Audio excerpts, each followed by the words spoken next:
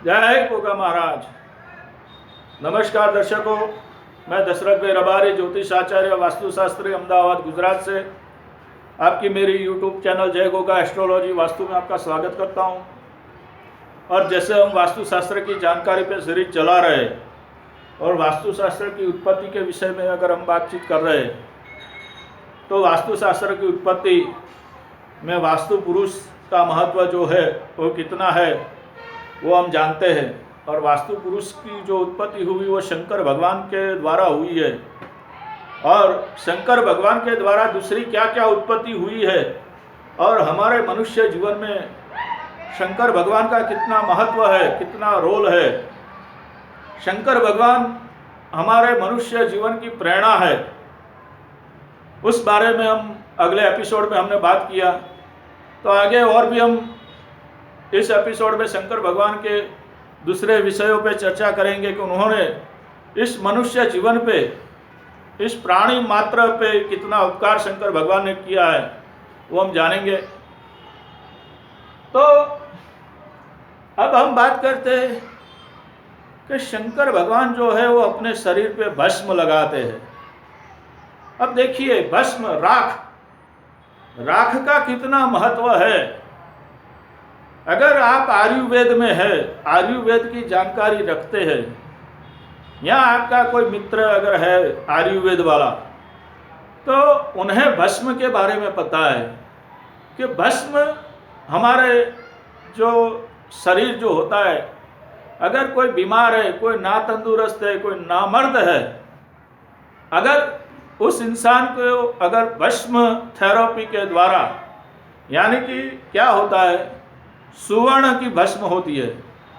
अगर सुवर्ण की भस्म किसी आयुर्वेदिक वैद्य के द्वारा सूचित कुछ तोला, कुछ मिलीग्राम किस दूसरी जड़ी बूटियों के साथ अगर उसको खिलाई जाए तो इंसान पे कितना प्रभाव होता है। ऐसे ही चांदी की भस्म होती है।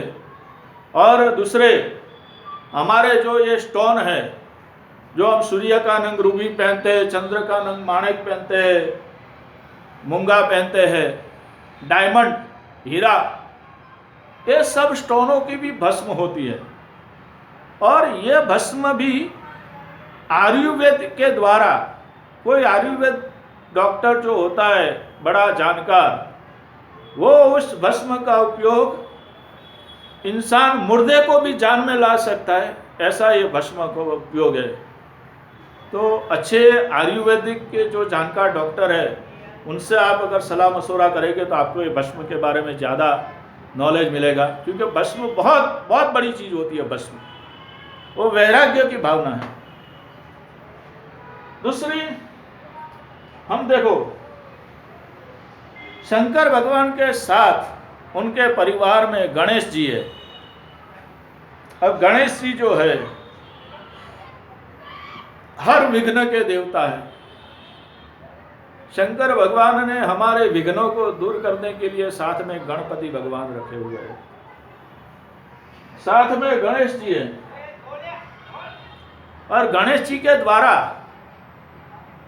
हमें क्या शिक्षा मिलती है, हमें क्या क्या गहन करते हैं हम गणेश जी के द्वारा। देखिए, हमारे एक शास्त्रों में कहावत थी कि जब भगवान वेद व्यास इस पृथ्वी पे इंसानों की भलाई के लिए शास्त्रों की रचना करना चाहते थे, तब उन्होंने गणेश जी को आमंत्रण दिया था कि मेरे पास इतने सारा ज्ञान है कि मेरा ये ज्ञान अगर मैं लिख के नहीं जाऊंगा तो ये ज्ञान अधूरा रह जाएगा। और तभी गणेश जी ने इस पृथ्वी के मनुष्य के उद्धार के लिए वो वेद व्यास जी के सारे शास्त्रों की रचना की। जितने भी हम ये वेद, यजुर्वेद, ये भी सारे भी जो शास्त्र जो हम पढ़ रहे हैं वो सारे शास्त्र वेद व्यास जी ने गणेश जी के द्वारा लिखाए थे। तो ऐसे गणेश जी वो क्या कहते हैं कि तुम्हें प्रैक्टिकल होना है, ये दुनिया के अंदर तुम्हें प्रैक्टिकल होना है। गणेश जी हमें ये सिखाते हैं कि अगर आपके पास कोई कलाकारी नहीं है तो ये दुनिया में तुम चलोगे नहीं। तुम कोई भी चीज़ें, तुम गाड़ी गैरेज करते हो, गाड़ी रिपेयरिंग एक कलाकारी है, सोना चांदी के घराने बनाता है वो भी एक कलाकार है।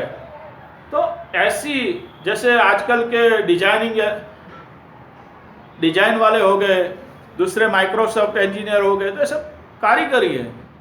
तो ऐसी कारीगरी का ज्ञान ही तुम्हें इस जीवन में निर्वाह के लिए आगे ले जाएगा, क्योंकि गणेश जी के पास लिखने का ज्ञान था और वेद व्यास जी ने सारे शास्त्र उन्होंने से लिखवाए थे। अब दूसरी बात हम आगे बढ़ते हैं। देखिए, भगवान शंकर जी के पास गौ माता है। अब गौ माता हमारे हिंदू धर्म में, हमारे भारत संस्कृति में, या कहिए कि पूरी पृथ्वी पर गौ माता का कोई जोड़ है, कोई उसके बदले का कोई ऑप्शन है क्या? ये सारी पृथ्वी को जो दूध जो हमें मिलता है वो गौ माता के द्वारा तो मिलता है। किसी बच्चे को माँ का दूध नहीं मिलता, लेकिन उसे गाय का दूध मिलता है। और दूध और घी हमारी शरीर की शक्ति के लिए कितना उपयोगी है। तो शंकर भगवान के आजू बाजू जितने भी सिंबल है आप देख लीजिए, वो सारे के सारे मनुष्य जाति की भलाई के लिए। अब आगे हम देखते हैं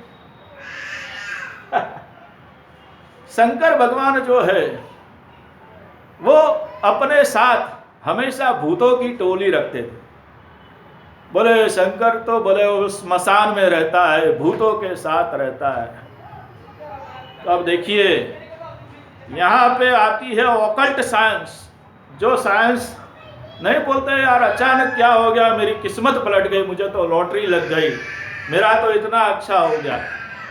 तो कब होता है? जब तुम ऑकल्ट साइंस के साथ जुड़ते हो तब होता है।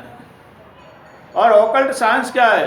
मंत्र, तंत्र, जो जादुई विद्याएं हैं, लेकिन वो सारी मनुष्य जाति की भलाई के लिए होनी चाहिए। इसमें बुरी विद्याएं भी आते हैं, प्रेत आत्माएं भी आती है, तो ये सब भी हम देख रहे।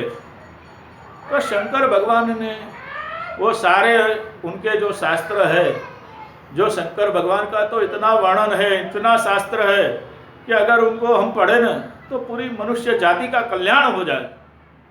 तो भूतों की टोली, मंत्र, तंत्र, तांत्रिक विद्या, यंत्र विद्या, सारी विद्या शंकर भगवान अपने पास रखते थे।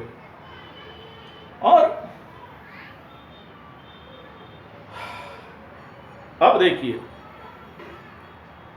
बहुत शंकर भगवान का वर्णन करने के लिए मेरे पास शब्द नहीं है, क्योंकि इस पृथ्वी पे अगर मानव जाति का कल्याण अगर किसी ने इच्छा है तो शंकर भगवान ने ही इच्छा है।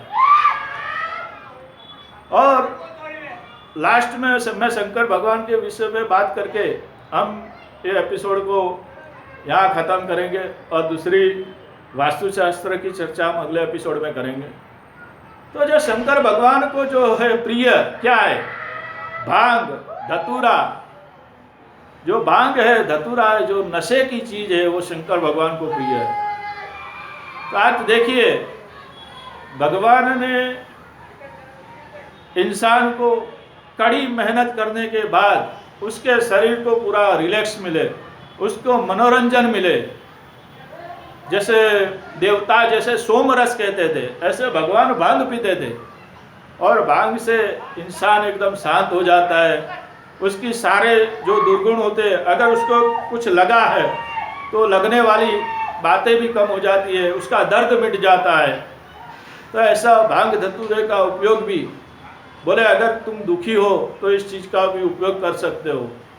ऐसा शंकर भगवान ने लास्ट में भांग धतूरे के हिसाब से भी हमको बताया कि आप अगर डिप्रेशन में है, कोई टेंशन में है, तो आप किसी डॉक्टर की सलाह से, किसी वैद्य की सलाह से कुछ मात्रा में ये चीज़ लेके अपने शरीर का डिप्रेशन या थकान दूर कर सकते हो।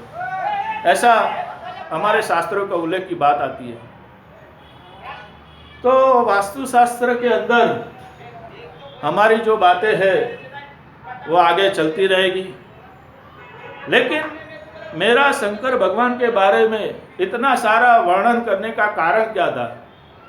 इसका यह कारण था दोस्तों कि जैसे मैंने पहले बताया कि हमारे सनातन 3 देवता है, एक ब्रह्मा जी है, एक विष्णु जी है और तीसरे शंकर भगवान शिव है, ब्रह्मा विष्णु महेश। तो जो ब्रह्मा जी है वो आकाश में रहते हैं। उनकी एक ही कथा आती है कि उन्होंने इस सृष्टि का सर्जन कर दिया। और भगवान विष्णु की तो कहीं कहीं कथाएं है, राम अवतार देख लीजिए, महाभारत अवतार देख लीजिए, लेकिन ये अवतार के पीछे कारण कौन था? शंकर भगवान। क्योंकि देखो मैंने कहा था कि शंकर भगवान भोले भंडारी है, वो राक्षसों को भी वरदान देते थे, सबको वरदान देते थे। और भूल कौन करता है? मनुष्य करता है ना। तो मनुष्य से भूल हो गई, यानी कि शंकर भगवान से भूल हो गई, उन्होंने रावण को वरदान दे दिया और रावण शक्तिशाली बन गया। अब भगवान शंकर की भूल सुधारने के लिए क्षीर सागर से भगवान विष्णु को जन्म लेना पड़ा धरती पे राम अवतार का। यानी कि शंकर की भूल को सुधारने के लिए भगवान विष्णु ने धरती पे अवतार लिया। आप सोचिए, इसलिए मैं कहता हूँ कि शंकर महादेव भोलानाथ इस धरती पे अभी मौजूद है और स्वयं हमें इंसानों को भी भगवान भोलेनाथ की पूजा आराधना करनी चाहिए। और भगवान भोलेनाथ की पूजा आराधना से आपके कहीं दुख दूर, दर्द दूर हो जाएंगे, ऐसा मेरा मानना है। जय गोगा महाराज। आज के लिए दर्शकों इतना ही। अगली वास्तु की बातें हम आगे सीरीज में करेंगे। तो मेरी चैनल को सब्सक्राइब कीजिए, लाइक कीजिए और मेरी जानकारी आपको अच्छी लगी हो तो मित्र ग्रुप में शेयर कीजिए।